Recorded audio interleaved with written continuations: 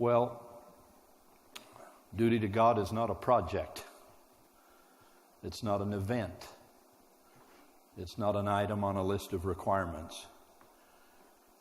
It is not simply a catchy slogan. There's no box that one can check to indicate that he has now fully and completely succeeded in his duty to God. In short, it is not just something we do, it is who we are. Or perhaps more accurately stated, it is who we are becoming. It's the core of our very identity. It defines us and affects every part of our lives, or should do so. Throughout life, we will all fill many different roles and hold many different titles. As you saw on the screen, in my life, I've done everything from deliver daily newspapers to selling skis in a sporting goods store to being a university president. But through it all, I would like to think that the one thing that has always been constant in my life has been my love of God and the duty that I feel toward Him. That sense of duty has deepened over the years, growing as my blessings and greater understanding of God's goodness has also grown. The debt I feel I owe Him is not something I can turn on or off or see as a matter of convenience. It's not a cloak that I put on Sunday morning and take off Sunday night. It is always with me, and I pray it always will be.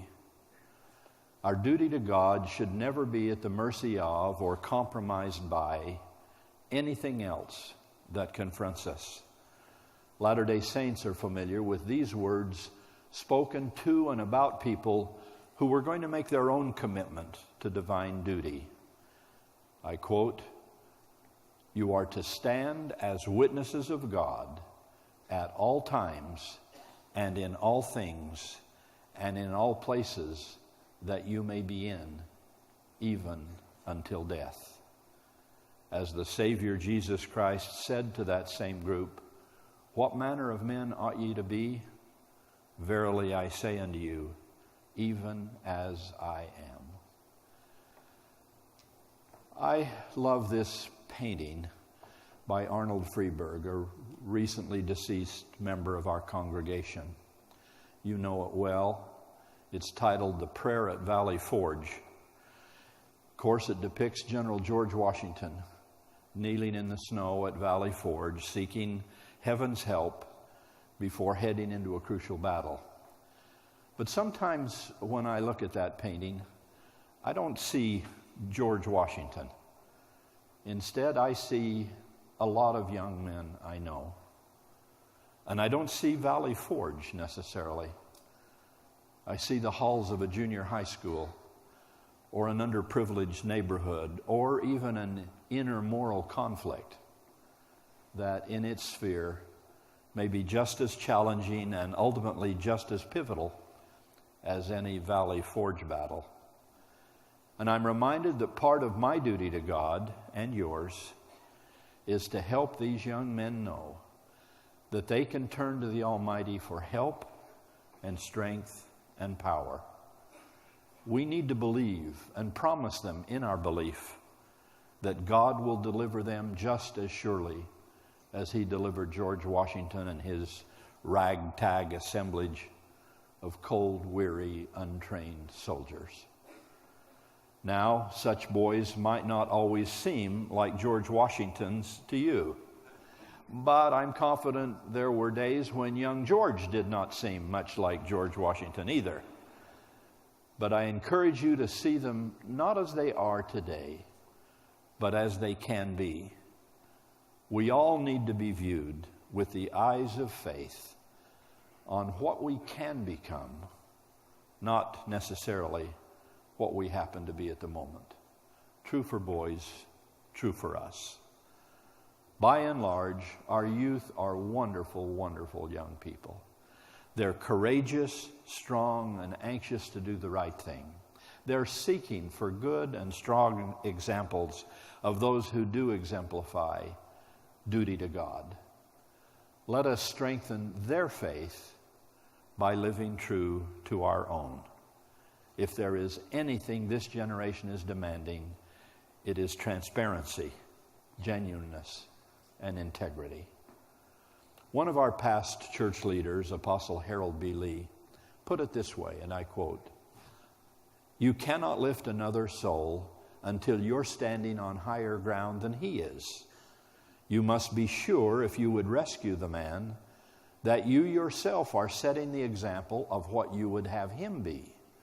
You cannot light a fire in another soul unless it's burning somewhere in your own." If we want the next generation to fulfill their duty to God, the best thing we can do is be true to our own pledge to do so. My dear friends, the young people we serve take their flight into the future with our thrust and our aim.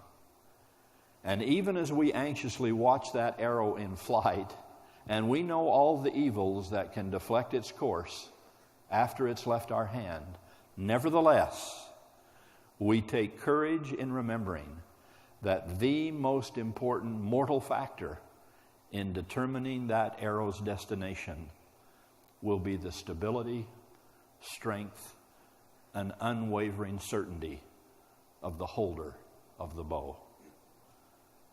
In the most difficult and discouraging days of World War II, Winston Churchill said to the people of England, "To every man there comes that special moment when he is tapped on the shoulder and offered the chance to do a special thing unique to him and fitted to his talent.